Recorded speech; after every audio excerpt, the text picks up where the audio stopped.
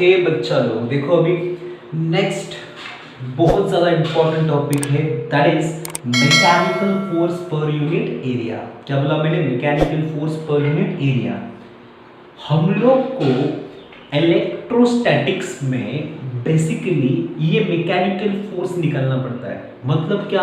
अगर हम लोग ने सीखा है ना Coulomb force of attraction and repulsion, वही सेम कूलॉम फोर्स यूज करके मुझे क्या फाइंड करना है बेटा? मैकेनिकल फोर्स पर यूनिट एरिया। मस्त डेरिवेशन देखो क्या है अभी। एक सिंपल मैकेनिकल फोर्स पर यूनिट एरिया को डिराइव करने के लिए मैंने क्या किया? एक इरेगुलर सरफेस लिया। This is what my irregular surface. कौन है मेरे पास? ये इरेगुलर सरफेस। अच्छा सर, ये इरेगुलर सरफेस के ऊपर क्या प्रेजेंट है? बेटा ये इरेगुलर सरफेस के ऊपर प्रेजेंट है plus plus plus plus plus वाले को बेटा चार्जेस। मतलब क्या है? प्लस प्लस वाले चार्जेस प्रेजेंट है। ओके। अच्छा बच्चा, यहां पर ना मैंने एक एरिया सिलेक्ट कर दिया। ओके, ये पूरा बॉडी है, इरेगुलर शेप का बॉडी है। ये इरेगुलर शेप के बॉडी के ऊपर मैंने एक छोटू सा एरिया लिया। ये छोटू सा एरिया मतलब को डीएस वाला एरिया। ओके, मस्त समझना है। देखो क्या है, अब ये छोटू वाला एरिया के बाजू में एग्जैक्टली इधर कौन है मेरे पास? इधर मेरे पास एक छोटू वाला चार्ज है। छोटू वाला चार्ज मतलब को मैंने बोल दिया क्यू वाला चार्ज। कौन बेटा? क्यू वाला चार्ज। ये क्यू वाला चार्ज का पोलैरिटी क्या है? प्लस वाला पोलैरिटी। कौन बेटा? प्लस वाला पोलैरिटी। अब देखो मजा क्या है इसमें, प्लस वाला पोलैरिटी वाला चार्ज है ये। ओके सर, जब ये छोटू वाला चार्ज ये रीजन के अंदर मतलब ये कंडक्टर के अंदर आने का ट्राई करेगा, तब क्या होगा? देखो ये जो पूरा कंडक्टर है ना बेटा, पूरा इरेगुलर शेप का, ये इरेगुलर शेप के ऊपर जितने प्लस प्लस प्लस प्लस वाले चार्जेस हैं, ये प्लस प्लस वाले चार्जेस ये छोटू चार्ज के ऊपर क्या देगा? फोर्स देगा। उसे बोलेगा चल तू प्लस मैं प्लस, अंदर आएगा क्या तू? वो अंदर नहीं आएगा। मतलब क्या करेगा? इसको धक्का मारेगा। बराबर।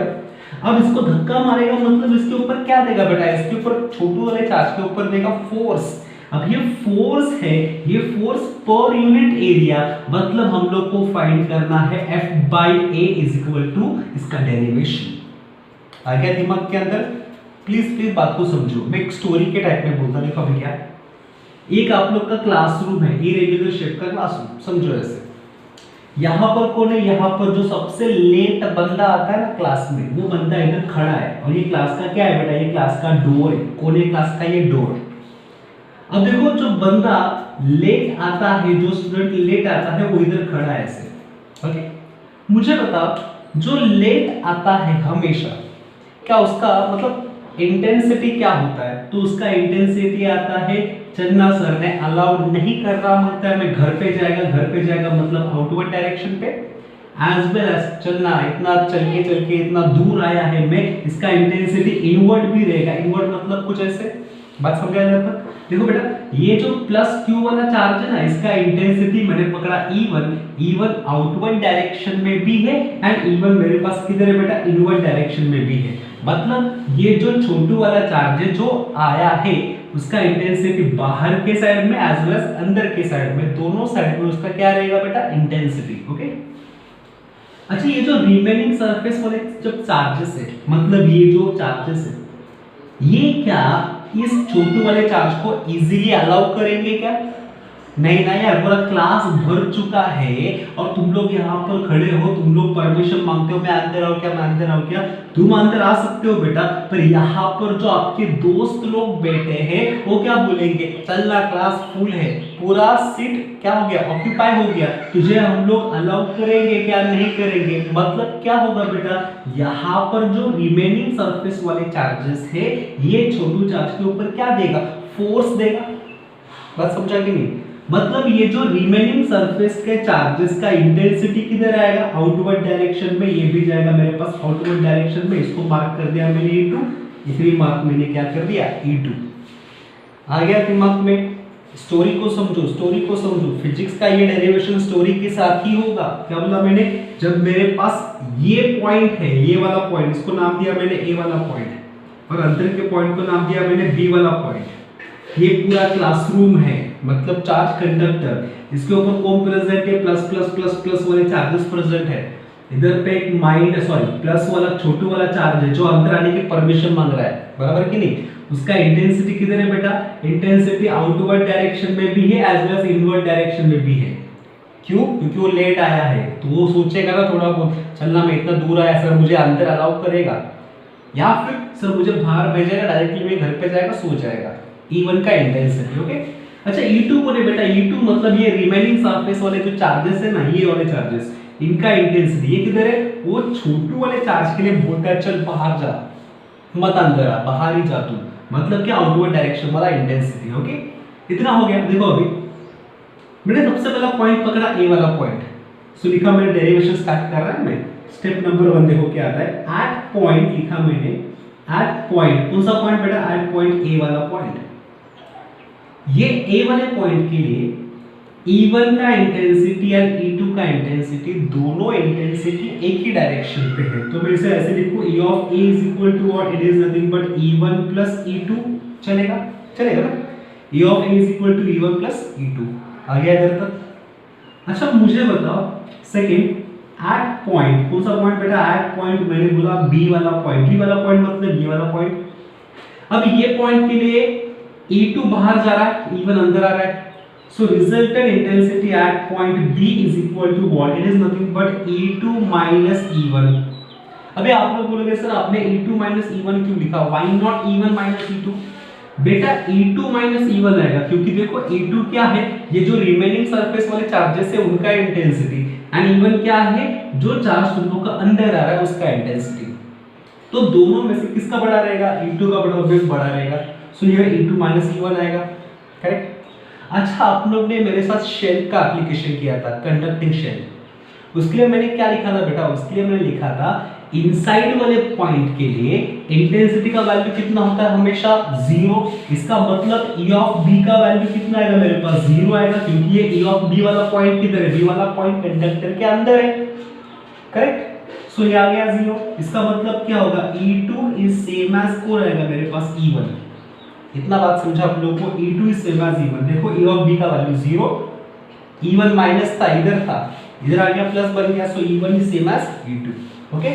नाउ मैंने क्या कर दिया, मैंने यहां पर पुट कर दिया, put E1 is equal to E2 in equation number, कौन सा इक्वेशन, जैसे मेरे पास ये जो पहला इक्वेशन निकला है, इक्वेशन नंबर 1 के अंदर जाके मैंने पुट कर दिया, मतलब E1 is same as E2 equation number 1। तो क्या बनेगा, आप लोग का फॉर्मूला बनेगा E of A is equal to, E1 is same as E2 ना, तो it is nothing but 2 times of E1, या फिर it is nothing but 2 times of what, E2, मतलब उन लोगों का क्या बन गया, E1 E2 ऐसे कुछ बन गया। आगे बात इधर से बेटा, अब देखो नेक्स्ट, हम लोग ने ना एक चीज पढ़ा है एप्लीकेशन में ही, आप लोग जरा पेजेस को टर्न करके देखो क्या किया है। जब मेरे पास पॉइंट है जो कि कंडक्टर के जस्ट आउटसाइड है, क्या बोला मैंने, पॉइंट जस्ट कंडक्टर के आउटसाइड है, उसके लिए इंटेंसिटी का फॉर्मूला लिखा है हम लोग ने, intensity is equal to sigma divided by what, epsilon naught. क्या लिखा है मैंने, intensity is equal to sigma divided by epsilon naught. मुझे बोलो यहाँ पर ये जो ए वाला पॉइंट है जो कि जस्ट आउटसाइड वाला पॉइंट है, जब ये जस्ट आउटसाइड वाला पॉइंट रहेगा तो E ऑफ A के लिए फॉर्मूला क्या बनेगा, sigma divided by epsilon naught. ये तो हम लोग ने एप्लीकेशन में किया था, करेक्ट। तो मैंने यहाँ पर सिंपल E ऑफ A का वैल्यू डाल दिया, it is nothing but sigma divided by epsilon naught is equal to 2 times of E1 is equal to 2 times of what, E2। तो देयरफॉर बच्चा लोग ये कितना आएगा, E1 is equal to E2 is equal to 2 को ये side भेज दो, it is nothing but sigma divided by 2 epsilon naught. ये आ गया मेरे पास कौन, E1 E2 का इंटेंसिटी का इक्वेशन। ये आ गया, इधर तक मैंने मार्क कर दिया इक्वेशन नंबर 2, ओके। इधर तक किसी कुछ डिफिकल्टी नहीं ना, ओके। अच्छा हम लोग का एम क्या है डेरिवेशन का, हम लोग का एम इज फाइंड करना है मुझको फोर्स। क्या फाइंड करना है बेटा, मुझको फोर्स फाइंड करना है। तो मैंने सिंपल लिख दिया, वी नो, क्या पता है हम लोग को, we know force and intensity का relation, intensity is equal to what, force divide by what, area. नहीं तो बेटा फोर्स डिवाइड बाय क्या, फोर्स डिवाइड बाय चार्ज, मतलब Q आ गया इधर तक। तो देयरफॉर फोर्स का फॉर्मूला क्या आएगा, F इज इक्वल टू कितना आएगा, चार्ज इनटू व्हाट, इंटेंसिटी। आ गया इधर तक। नाउ हम लोग क्या करेंगे, ये जो इंटेंसिटी का इक्वेशन मेरे पास है ना, ये इंटेंसिटी का इक्वेशन को उठाओ, ये इक्वेशन में डाल दो। तो मैंने बोला ये equation number 3, substitute equation number 2 इन इक्वेशन नंबर 3, इसके अंदर जाके सब्स्टिट्यूट कर दो।